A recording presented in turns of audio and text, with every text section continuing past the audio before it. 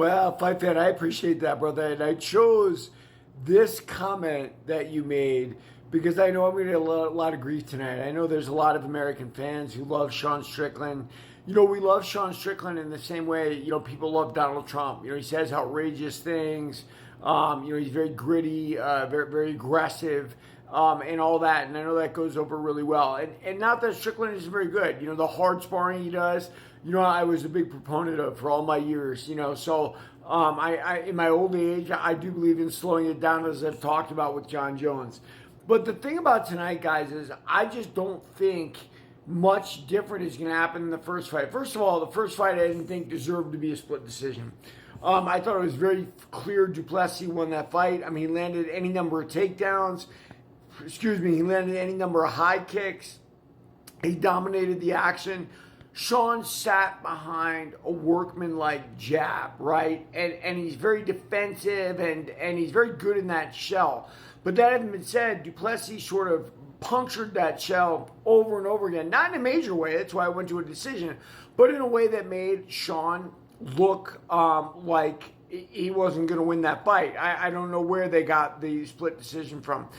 So tonight, I don't see anything happening differently unless Du Plessis is actually going to dismantle Strickland. Because I'll say one thing about guys who go sparring, hard in sparring too, is one night you wake up and it's all over. And I don't care what tough guy you are, you can be put out. I mean, we saw what happened to Pereira versus Adesanya, right? He got knocked out completely cold.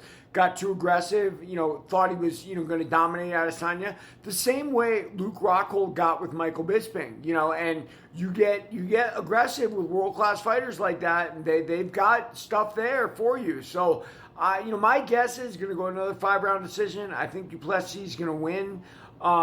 Is it possible that Strickland could come out a little bit more and Du Plessis knock him out? Sure. Because if Sean fights behind that jab, which he always does, but really defensively like he did the first time, I don't think he's going to win the fight. So he's got to open up a little bit more. But when you open up a little bit more, you put yourself in danger. So listen, Du Plessis is one of those guys. He does everything absolutely wrong, right? Everything your trainer tells you on your first day at the gym that you need to do, you have to do. Du Plessis violates it.